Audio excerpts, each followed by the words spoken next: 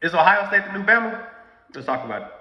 What I mean when I say that, those of you who remember the Nick Saban era of dominant Alabama teams, it was more much so around it was rinse and repeat. Alabama wins a championship. Guys go to the draft. Usually about between 6 and 8 guys on defense, 6 to 8 guys on offense, and then people will speculate the entire offseason, will Bama be able to replenish that talent? And yeah, Nick Saban didn't have a problem replenishing that talent. You go back and look at the list of guys: D line, linebacker, secondary. You got D Milner, Minka Fitzpatrick, Marcel Darius, then Ashawn Robertson, Deron Payne, Jonathan Allen. You go from C.J. Mosley to Mac Wilson, Rashawn Evans, Trayvon Diggs, Jalen Armour Davis, more recent names, Brian Branch, Terrion Arnold. They would lose guys every single year, and they would just reload. Nick Saban would have kids literally sitting on the bench that would be starters at probably every other single FBS school in America. He would just reload. And so now we're in a space where we're wondering, is Ohio State the new Bama? People say that. You say that because you look at just transpired just this past week. Ohio State lost a lot of guys. You lose Jack Sawyer, defensive end, Ty Hamilton, your D tackle, Tyleek Hamilton, your other D tackle, JT Tuamaloa, your other defensive end, Cody Simon, linebacker, Latham Ransom, your safety, Jordan Hancock, cornerback, Denzel Burke, cornerback. God, Denzel Burke fell off. God, he fell off hard. I remember I was one of the people, I had Denzel Burke considered a first round pick.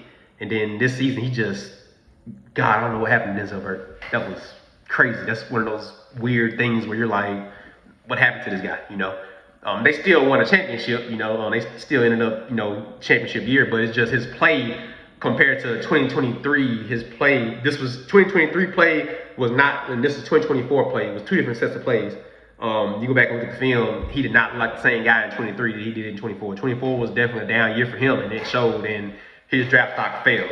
One of those things you go back and look at, like, man, what happened to him, Was it the hype he was coming in, Because I think coming into 2024 season, he was considered a first round talent, and I'm not sure if the hype went to his head and his work ethic declined, but he really fell off the map hard, and you kind of hate that for a guy. But I digress. You lose that many talent, 1, 2, your front four, 5, 6, 7, 8. You lose 8 guys on defense, that's majority of your talent, you only got 11 spots. You lose 8 of those 11. That's a pretty depth. And now you replace those guys, senior Caden Curry, junior Caden McDonald, sophomore Edric Houston, and then you got your redshirt junior in Kenya Jackson Jr. And in the back end, you got Jeremiah Matthews, Davison Igbinosa, and Lawrence Styles Jr. I probably butchered your name, Davison. Apologize for that. And then you got Lawrence Styles Jr. as your nickelback. You replace all those guys and then to come out the way you did, and look the way you did, holding Texas on the 7 points, that's pretty good, But then on the other side of that coin, you got to say, okay, hey, Texas lost 4 offensive linemen, Only returning starter was DJ Campbell. He was the only guy coming back. Part of that. That was elite top 5 O line last year, and you only got one guy coming back. The rest of your guys going to the draft. You lose Kelvin Banks, you lose Cameron Williams, you lose Hayden Connor, you lose those type of guys, and it's hard. Even though you have the whole off season.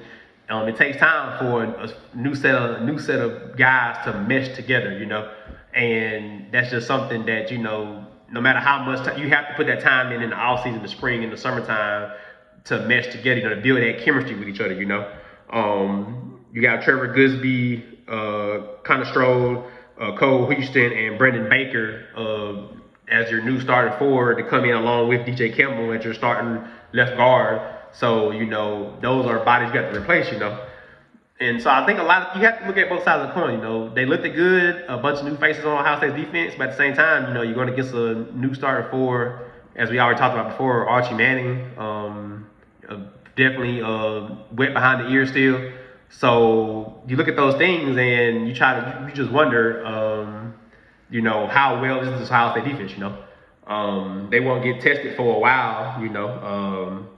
They got Grambling coming up. I know we discussed it, Grambling, Washington, teams like that. So it'll be a while before this Ohio State team actually gets tested. I feel like in order for this to truly say, is this the new Bama where they just reload talent? You have to look at what exactly are they going to look like down the road?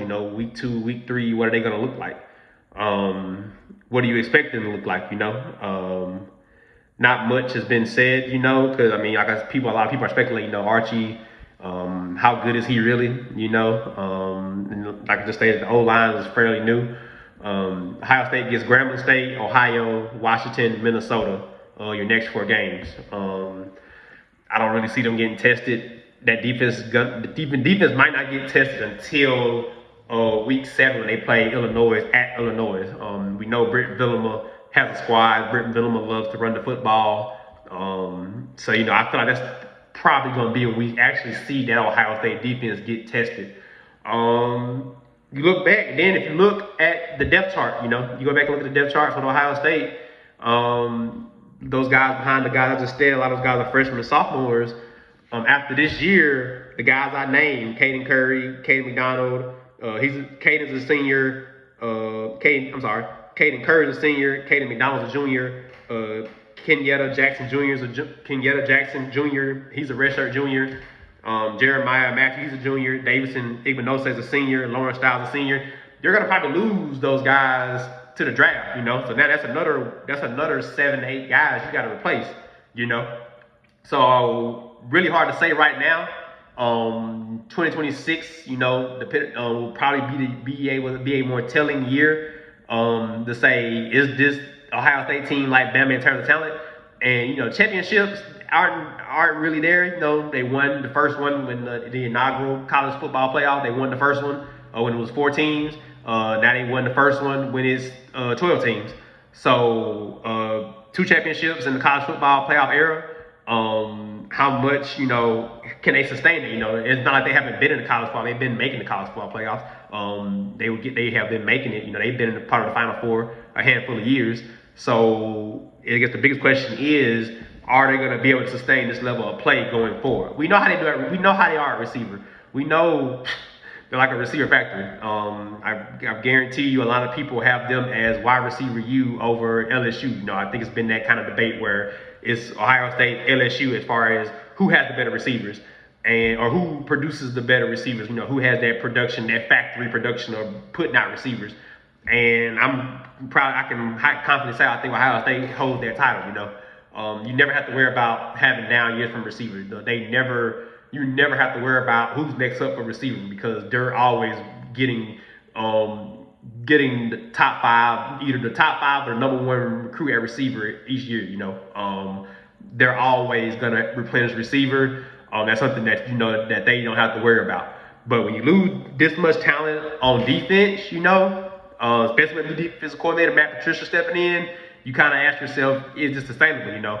Week 1 they look good, but then you gotta take it. You gotta also put an asterisk beside that because it was Archie Manning, first time start against an elite opponent, 4 new starting O-linemen. You don't know how well they mesh together, so you gotta take all those variables in when you're asking how good is this Ohio State defense.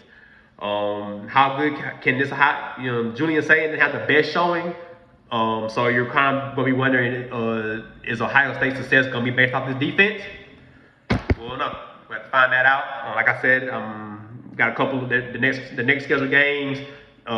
Nothing too exciting. Washington may show up. Minnesota, they may show up. But as of now, week 7 at Illinois is the game I'm looking at for them to really be tested against that Brett Bielema offense.